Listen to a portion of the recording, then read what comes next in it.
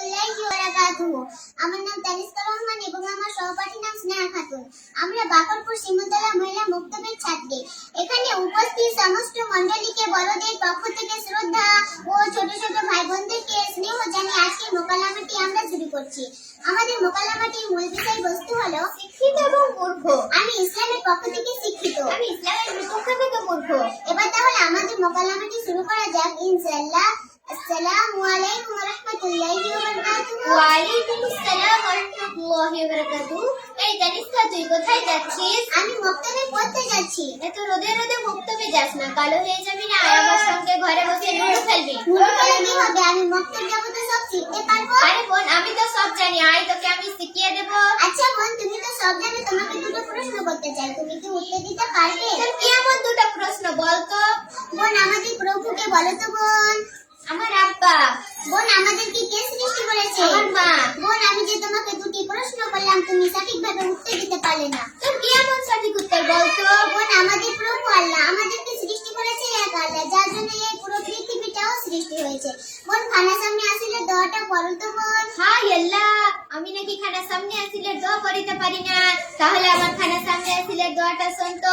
আল্লাহুম্মা বারিক লানি আনি তরকারি দিয়ে ভাত খাবো নি। সর দোয়াটা বলো তো বোন। আল্লাহুম্মা এবুদা এবুদা উদা উদা ওয়াহিয়া।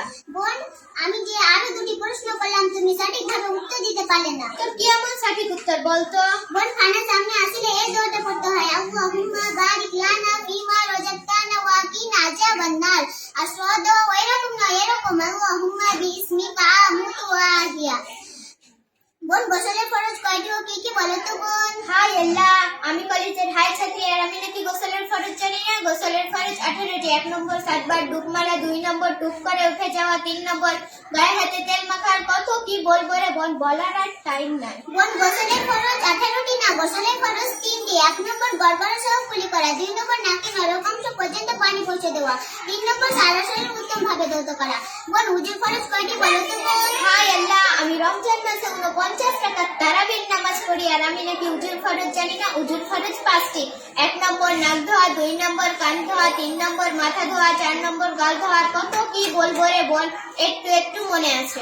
বোন, উজুর ফরজ 5টি না, উজুর ফরজ 4টি। 1 নম্বর মুখমণ্ডল ধৌত করা, 2 নম্বর দোহাতে কেউনি পর্যন্ত ধৌত করা, 3 নম্বর মাথার 4 ভাগের আঁখো মুছাও করা, 4 নম্বর দোপায়ের গোড়ালি থেকে উপর পর্যন্ত ধৌত করা। বোন, ওই তানিস্কা, তুই এই কথা কোথা থেকে শিখেছিস? বোন, আমি এগুলো বাকরপুর শিমুলতলা মহিলা মুক্তব থেকে শিখেছি। সেখানে কি আমাকে নিয়ে যাবি? বোন, আমার দুটো শর্ত আছে। তোর কি এমন দুটো শর্ত বল তো?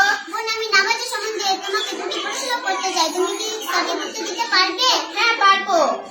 বোন, বলো তো রুকুতে গেলে কি বলতে হয়? একটু বলে দে তো। সুবহানা রাব্বি। হ্যাঁ, আমি পারবো। সুবহান রাব্বিল আলিমের ভাই আজিম, সুবহান রাব্বিল আলিমের ভাই আজিম।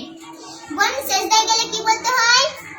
সুবহান রাব্বি ইয়া আল্লাহ ইয়া আল্লাহ, সুবহান রাব্বি ইয়া আল্লাহ ইয়া আল্লাহ। বোন, তোমাকে আরো নামাজের সম্বন্ধে যেটি প্রশ্ন করলাম, তুমি সঠিকভাবে উত্তর দিতে পারলে না। তোর কি এমন সঠিক উত্তর বল তো?